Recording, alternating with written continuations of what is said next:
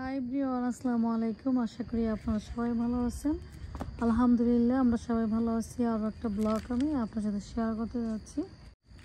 এখন আমি গার্ডেন থেকে মূলা শাক তুলবো, এই বছরের সেরা মূলা শাক। আর এই যে সেরা লাল শাক, কারণ হচ্ছে আমি আরও লাল শাক মূলা শাক লাগিয়েছি ওই সাইডে। আমি তো দুইটা সাইডে আমি গাছ লাগাই।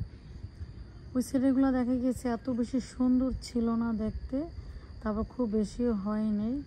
মাশাআল্লাহ এখানে লাল শাকগুলো আপনারা তো দেখতেই পারছেন কিভাবে হয়ে আছে। তারপরে এই যে মূলা শাকগুলো কিভাবে হয়ে আছে। এখন আমি এখান থেকে শাক উঠাবো, মাঝখান থেকে। শাকটা বেশি ঘন হয়ে গেছে, আর এগুলো যদি আমি না উঠে দেখা যাবে শাকের ভিতরে কি হবে, তাড়াতাড়ি ফুল চলে আসবে। এতে করে কি হবে, মূলা হবে না। তো এই জন্য আমি এখন কি করব, মাঝখান দিয়ে আমি মূলা শাকগুলো আমি উঠিয়ে ফেলবো। আপনারা আমার সাথে থাকবেন, দেখতে থাকবেন কিভাবে ঘন হয়েছে, দেখতেই পারছেন। এখন এগুলো যদি আমি না তুলে ফেলি কি হবে, ওই যে প্রথম বললাম মূলা হবে না, তাড়াতাড়ি ফুল চলে আসবে। দেখেন এখানে একসাথে কিন্তু 8টা গাছ, 8টার ভিতরে আমি মাত্র 3টা উঠিয়েছি।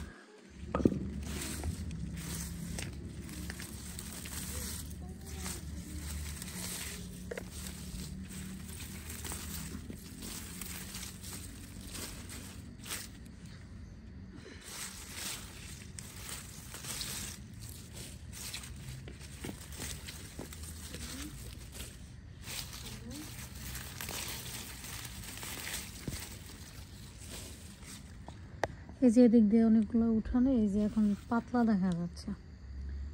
এগুলো তো অনেকগুলো উঠিয়ে ফেললাম, এখন পাতলা দেখা যাচ্ছে। আর এদিক দিয়ে অন্য উঠাবো। জি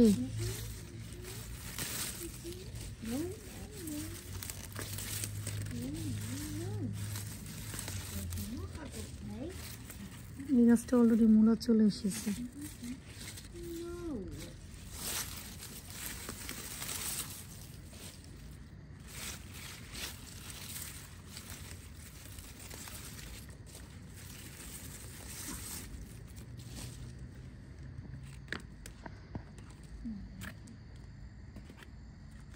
এখন এই সাইডে বাকি আছে, আর ওই যে ওই সাইডটা আমার যেতে একটু কষ্ট হয়ে যাচ্ছে, তারপর যাচ্ছি।